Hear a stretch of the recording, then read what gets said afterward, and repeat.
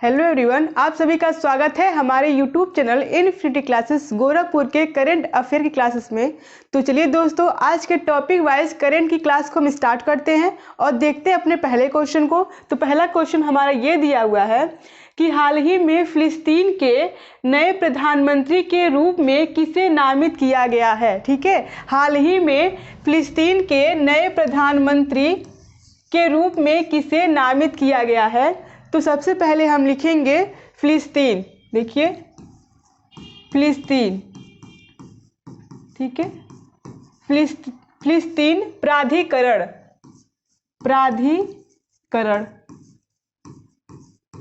फिलिस्तीन प्राधिकरण लिखेंगे सबसे पहले। ठीक है, इसके इंपॉर्टेंट पॉइंट्स है तो इसको क्या बोलेंगे, फिलिस्तीन प्राधिकरण। ठीक है, अब देखिए, अब इसके नए प्रधानमंत्री कौन बने हैं।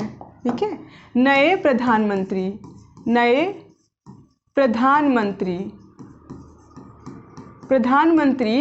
कौन बने हैं। तो कौन बने हैं, तो हमारे कौन बने हैं, तो मोहम्मद मुस्तफ़ा। ऑप्शन ए सही होगा। कौन बने हैं, तो मोहम्मद मुस्तफ़ा। ठीक है, मोहम्मद मुस्तफ़ा ये फिलिस्तीन के नए प्रधानमंत्री बने हैं। अब देखिए यहाँ के राष्ट्रपति कौन हैं, यानी फिलिस्तीन के राष्ट्रपति कौन हैं। फिलिस्तीन के राष्ट्रपति कौन है। ठीक है, तो देखिए कौन है, तो कौन है आपके, ये महमूद अब्बास। ठीक है, कौन है, महमूद अब्बास।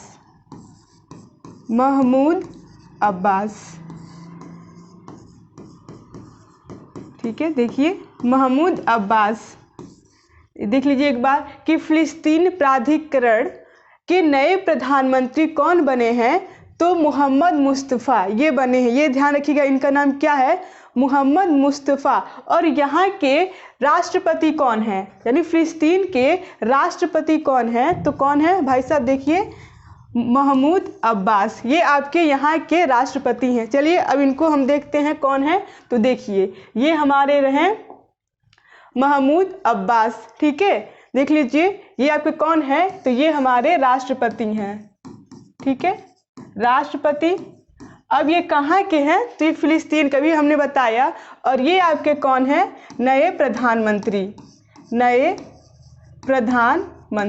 ठीक है, नए प्रधानमंत्री। ठीक है, क्या नाम था उनका, इनका नाम क्या था, महमूद अब्बास। क्या नाम था इनका, महमूद अब्बास। ठीक है, इनका नाम महमूद अब्बास। ठीक है, और इनका क्या नाम था, मोहम्मद मुस्तफ़ा। ठीक है, देखिए मोहम्मद मुस्तफ़ा। देख लीजिए ये आपके क्या है, प्रधानमंत्री थे, प्रधानमंत्री। ठीक है, कहाँ के, तो फिलिस्तीन के। ठीक है, कहाँ के, फिलिस्तीन के अभी नए बने हैं फिलिस्तीन के। ठीक है, अब देख लीजिए ये कौन है, तो मोहम्मद मुस्तफ़ा हैं, और ये आपके कौन है, महमूद अब्बास हैं। ठीक है, तो चलिए अगले क्वेश्चन की तरफ बढ़ते हैं और देखते हैं अगला क्वेश्चन हमारा क्या है। तो अगला क्वेश्चन हमारा ये है कि हाल ही में उपभोक्ता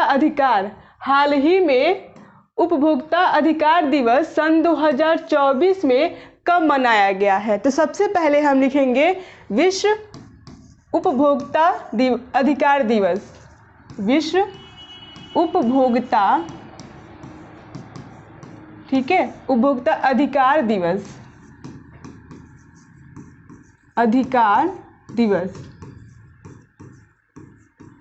ये आपका कब मनाया गया है, तो कब मनाया गया है, 15 मार्च। ठीक है, यानी कल। कितने मार्च को, तो 15 मार्च। तो ऑप्शन नंबर कौन सा सही होगा? सी सही होगा, यानी 15 मार्च को। लेकिन इसकी थीम क्या है ये भी तो देखिए, इसकी थीम क्या है? विश्व उपभोक्ता अधिकार दिवस की थीम क्या है? तो इसके थीम के बारे में हम देख लेते हैं। देखिए इसकी थीम क्या है? उपभोक्ताओं को निष्पक्ष, ठीक है, उपभोक्ताओं को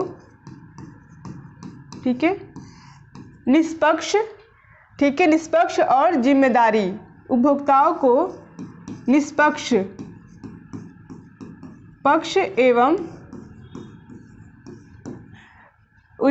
एवं इसकी जिम्मेदारी, ठीक है, दारी इसकी थीम है, ठीक है, थीम है। अब देखिए कि इसके अलावा यानी विश्व उपभोक्ता अधिकार दिवस के अलावा कुछ और भी दिवस मनाया गया है। तो वो कौन सा आपका दिवस है? तो वो आपका दिवस है इस्लामोफोबिया। देख लीजिए क्या है? इस्लामोफोबिया, इस्लामोफोबिया दिवस, इस्लामोफोबिया विरोधी दिवस, ठीक है, इस्लामोफोबिया विरोधी दिवस, ठीक है, विरोधी, देखिए विरोधी दिवस ये कब मनाया गया है? तो ये आपका 15 मार्च को ही मनाया गया है, ये भी कल मनाया गया है। अब इसके अलावा एक और मनाया गया है, क्या है वो? आपका अंतर्राष्ट्रीय गणित दिवस। अंतर्राष्ट्रीय गणित दिवस कब मनाया गया आपका?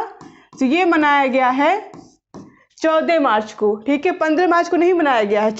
ये मतलब एक दिन पहले, 15 मार्च के एक दिन पहले 14 मार्च, ठीक है, 14 मार्च को मनाया गया है, ठीक है। अब देखिए कुछ और इम्पोर्टेंट से जो डे है उसको हम देख लेते हैं। तो देखिए राष्ट्रीय उपभोक्ता दिवस कब मनाया जाता है? ये ध्यान रखिएगा, विश्व नहीं पूछ रहा है, ठीक है, राष्ट्रीय पूछ रहा है। क्या बोल रहा है? राष्ट्रीय उपभोक्ता दिवस कब मनाया जाता है? तो आपका ये मनाया जाता है 24 दिसंबर। कितने दिसंबर? 24 दिसंबर, ठीक है, 24 दिसंबर को मनाया जाता है। और क्या पूछ रहा है कि राष्ट्रीय गणित दिवस कब मनाया जाता है? वो तो अंतर्राष्ट्रीय गणित दिवस था, लेकिन ये पूछ रहा है राष्ट्रीय गणित दिवस। राष्ट्रीय गणित दिवस कब मनाया जाता है? राष्ट्रीय गणित दिवस कब मनाया जाता है? तो ये आपका मनाया जाता है 22 दिसंबर। कितने दिसंबर? तो 22 दिसंबर, ठीक है, 22 दिसंबर को मनाया जाता है। अब देखिए राष्ट्रीय वन दिवस कब मनाया जाता है? राष्ट्रीय वन दिवस कब मनाया जाता है? राष्ट्रीय, ठीक है, राष्ट्रीय वन दिवस कौन सा? वन्य जीव दिवस कब मनाया जाता है? तो ये आपका मनाया जाता है 3 मार्च को। कितने मार्च को? 3 मार्च को। अब देखिए अगला इंपॉर्टेंट है, राष्ट्रीय जल दिवस कब मनाया जाता है? ठीक है, राष्ट्रीय जल दिवस कब मनाया जाता है? राष्ट्रीय जल दिवस कब मनाया जाता है? तो ये आपका मनाया जाता है 22 मार्च। कितने मार्च? 22 मार्च, ठीक है। देखिए विश्व उपभोक्ता अधिकार दिवस कब मनाया जाता है? तो ये आपका 15 मार्च। इसकी थीम क्या है? उपभोक्ताओं को निष्पक्ष एवं जिम्मेदारी, इसकी थीम है। इसके अलावा इस्लामोफोबिया विरोधी दिवस कब मनाया गया है? 15 मार्च। अंतर्राष्ट्रीय गणित दिवस कब मनाया गया है? तो 14 मार्च, ठीक है। लेकिन अब पूछ रहा है कि राष्ट्रीय उपभोक्ता दिवस कब मनाया जाता है? ठीक है, यहाँ पे क्या था? विश्व उपभोक्ता दिवस था 15 मार्च, लेकिन यहाँ पर राष्ट्रीय उपभोक्ता दिवस पूछ रहा है तो 24 मार्च को मनाया जाता है, ठीक है। अब पूछ रहा है राष्ट्रीय गणित दिवस कब मनाया जाता है? तो 22 दिसंबर को मनाया जाता है। राष्ट्रीय वन जीव दिवस कब मनाया जाता है? तो 3 मार्च को मनाया जाता है। राष्ट्रीय जल दिवस कब मनाया जाता है? तो ये आपका 22 मार्च को मनाया जाता है, ठीक है। चलिए अगले क्वेश्चन की तरफ बढ़ते हैं और देखते हैं हमारा अगला क्वेश्चन क्या है। तो अगला क्वेश्चन हमारा ये दिया हुआ है, देख लीजिए ये क्या है, फेयर एंड, ठीक है, fair and responsible AI for consumer, ठीक है। देख लीजिए ये आपका क्या है, ये आपका थीम है, क्या है, थीम है किसकी, विश्व उपभोक्ता दिवस की। किसकी थीम है, तो विश्व उपभोक्ता दिवस की, विश्व, ठीक है, उपभोक्ता दिवस की, विश्व उपभोक्ता अधिकार दिवस की, ठीक है, अधिकार दिवस, ये आपका थीम है, देख लीजिए आप लोग, ठीक है। चलिए अगले क्वेश्चन की तरफ बढ़ते हैं और देखते हैं अगला क्वेश्चन हमारा क्या कह रहा है। तो अगला क्वेश्चन ये कह रहा है कि हाल ही में, ठीक है, हाल ही में केंद्रीय माध्यमिक शिक्षा बोर्ड CBSE का अध्यक्ष, ठीक है, किसे नियुक्त किया गया है। हाल ही में केंद्रीय माध्यमिक शिक्षा बोर्ड यानी CBSE का जो नए अध्यक्ष हैं वो कौन बने हैं। तो सबसे पहले हम लिखेंगे CBSE,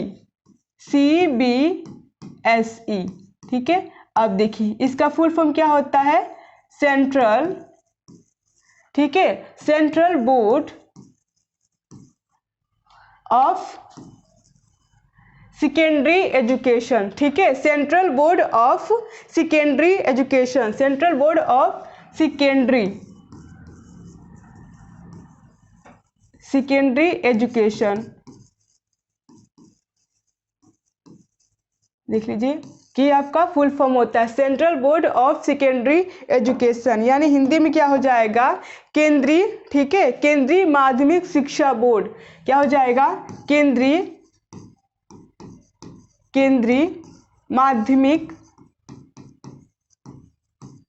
माध्यमिक शिक्षा बोर्ड,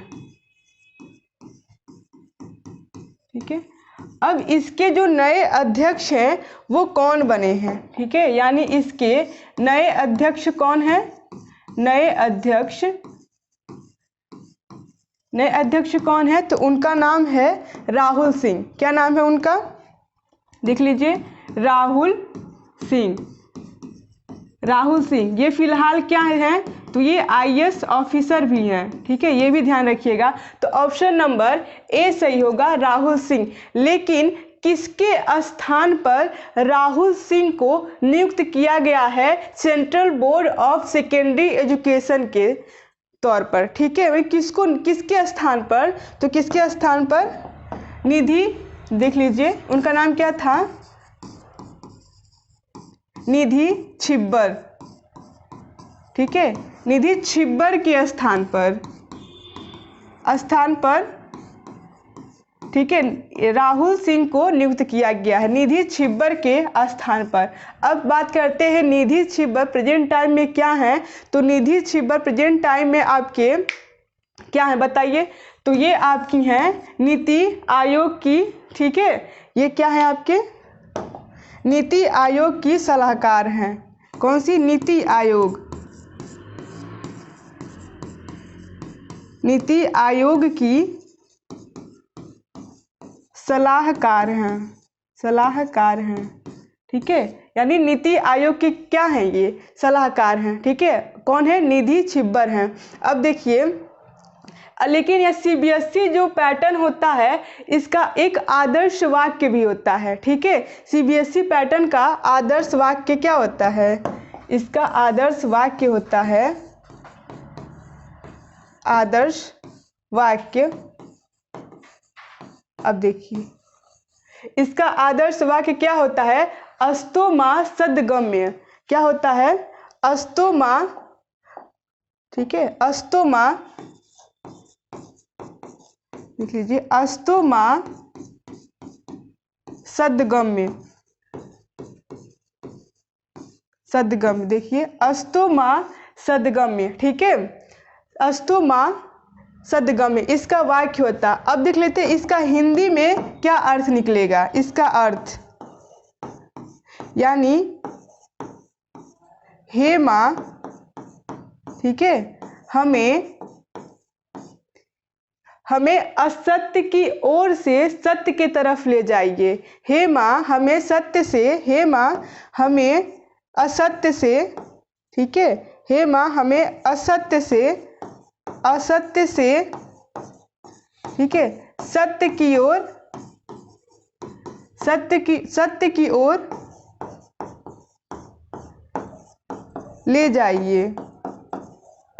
ठीक है, देखिए इसका आदर्श वाक्य अस्तो माँ सद्गम्य, हे माँ हमें असत्य से सत्य की ओर ले जाइए, इसका आदर्श वाक्य है। ठीक है, तो देखिए ऑप्शन नंबर क्या हमारा सही होगा, राहुल सिंह को अभी फिलहाल मतलब नए तौर पर ही इनको अध्यक्ष बनाया गया है central board of secondary education का। ठीक है, चलिए अगले क्वेश्चन की तरफ बढ़ते हैं और देखते हैं अगला क्वेश्चन क्या कह रहा है। तो अगला क्वेश्चन आपका ये कह रहा है कि रणजी ट्रॉफी सन 2024 की विजेता टीम कौन सी है। ठीक है, विजेता टीम कौन सी है, ये क्वेश्चन आपका कह रहा है कि मतलब फिलहाल हाल ही में सन 2024 में कौन सी टीम ने रणजी ट्रॉफी को जीता है। ठीक है, तो सबसे पहले हम लिखेंगे रणजी ट्रॉफी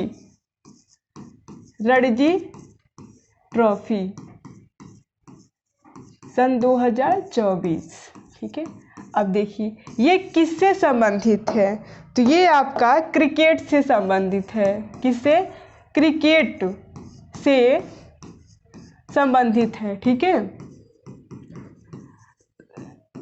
क्रिकेट से संबंधित है। अभी हाल ही में जो मुंबई की टीम थी, मुंबई की टीम ने ठीक है इसे जीता है। ठीक है, अब देखिए यानी किसे पराजित किया है मुंबई की टीम ने, तो किसे पराजित किया है, तो आप विदर्भ को पराजित किया है। किसे पराजित किया है, विदर्भ को पराजित किया है। लेकिन आपसे क्या पूछ रहा है क्वेश्चन में कि मतलब हाल ही में रणजी ट्रॉफी सन 2024 में कौन सी टीम जीती थी, तो ऑप्शन में हमारा डी सही होगा, मुंबई। ठीक है, मुंबई की टीम ने। ठीक है, अब बताइए अब देखिए ये इसकी स्थापना कब हुई थी, यानी जो रणजी ट्रॉफी की स्थापना कब हुई थी, तो ये आपके कब हुई थी, तो 1934। ठीक है, 1934 या 35 में। ठीक है, 1934 या 35 में भी बॉम्बे ने ही से जीता था। ठीक है, 1934 या 35 में बॉम्बे ही नहीं से जीता था, पहले भी जीता था और इस टाइम यानी सन 2024 में भी रणजी ट्रॉफी बॉम्बे की टीम ही ने जीती है। अब देखिए कौन सा इसका होस्ट कहाँ पर है। ठीक है, अब इसके होस्ट के बारे में हम बात कर लेते हैं, क्या है, वानखेड़े। ठीक है, वानखेड़े स्टेडियम, कौन सा, वानखेड़े स्टेडियम। ठीक है, वानखेड़े स्टेडियम। ठीक है, इसका क्या है, होस्ट है। अब देखिए अब ऑप्शन के हिसाब से कौन सा सही होगा, मुंबई सही होगा। ठीक है, यानी किसे पराजित किया था, तो विदर्भ को पराजित किया था। ठीक है, अब रही बात हम इससे रिलेटेड कुछ ट्रॉफी देख लेते हैं, यानी किससे रिलेटेड, तो क्रिकेट से रिलेटेड ट्रॉफी को हम देख लेते हैं। तो सबसे पहले हम लिखेंगे विजय, ठीक है, विजय हजारे ट्रॉफी। ठीक है, देख लीजिए विजय हजारे ट्रॉफी पहले नंबर पर। ठीक है, दूसरा क्या है, देवधर ट्रॉफी। ठीक है, तीसरा आपका क्या है, तो दिलीप ट्रॉफी, कौन सा, दिलीप ट्रॉफी। ठीक है, ये तीसरा है। अब देखिए चौथे की बात कर लेते हैं, चौथा क्या है, आप सभी जानते हैं, रणजी ट्रॉफी। ठीक है, अब देखिए पांचवा क्या आपका है, सीके नायडू, क्या है, सीके नायडू ट्रॉफी। ठीक है, अब देखिए सीके नायडू ट्रॉफी। अब छठवां क्या है, ईरानी ट्रॉफी। ठीक है, ईरानी ट्रॉफी। ये सब किससे रिलेटेड है, तो क्रिकेट से, किससे? क्रिकेट से संबंधित है, क्रिकेट से संबंधित ट्रॉफी हैं, ठीक है, संबंधित ट्रॉफी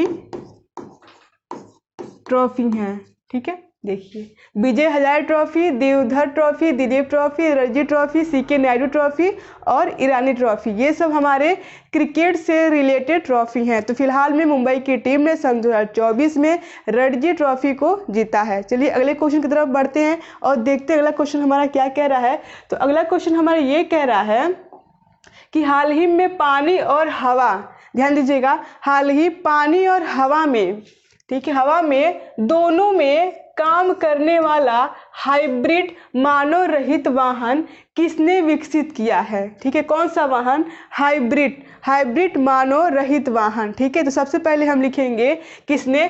तो आईआईटी जोधपुर ने। तो ऑप्शन नंबर सी सही होगा। कौन? आईआईटी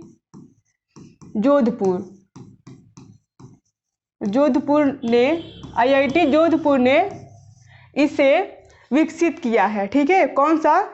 तो हाइब्रिड मानव रहित वाहन, ठीक है। अब देखिए इसको क्या कहते हैं? यूएई, यानी मानव रहित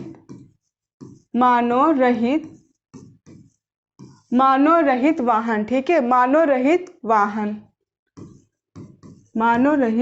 वाहन।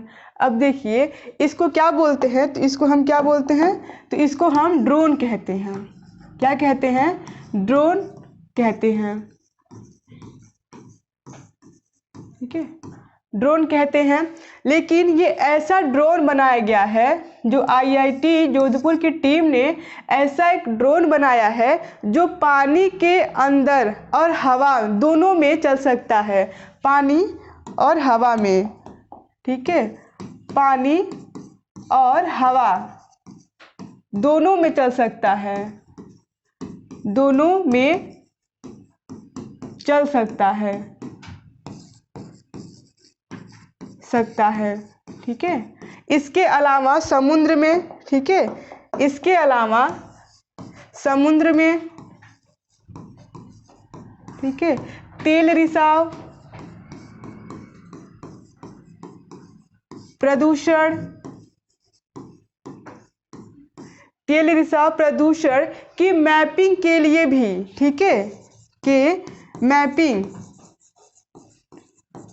मैपिंग के लिए भी, ठीक है, उपयोगी है। देखिए ऐसा मतलब ये ड्रोन बनाया गया है जो पानी और हवा दोनों में चल सकता है। इसके अलावा समुद्र में तेल रिसाव प्रदूषण को रोकने के लिए जो मैपिंग भी ये कर सकता है। यानी कौन? जो मानव रहित वाहन अभी फिलहाल जल्द ही आईआईटी जोधपुर के टीम ने इसे बनाया है, ठीक है। अब देखिए इसकी प्रेरणा को देख लेते हैं। यानी किसको देखते हुए ऐसा ड्रोन बनाया गया है? तो एक पक्षी को देखते हुए ऐसा ड्रोन बनाया गया है, ठीक है। उस पक्षी का क्या नाम है? एनहीगास, ठीक है,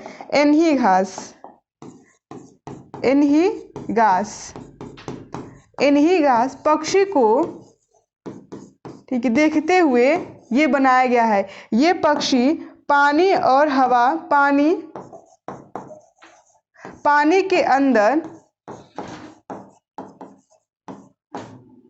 पानी के अंदर और हवा में उड़ सकती है, हवा में भी उड़ सकती है, ठीक है। यानी पानी के अंदर भी रह सकती है और हवा में भी उड़ सकती है, ठीक है। इसी को देखते हुए एनहीगास जो पक्षी है, इसी को देखते ही ये ड्रोन बनाया गया है, ठीक है। तो चलिए बड़ा देख लेते हैं। आईआईटी जोधपुर की टीम ने यूएई मानव रहित वाहन का निर्माण किया है। उसको हम क्या कहते हैं? तो उसको ड्रोन कहते हैं। ये पानी और हवा दोनों में चल सकता है। इसके अलावा समुद्र में चल सकता है।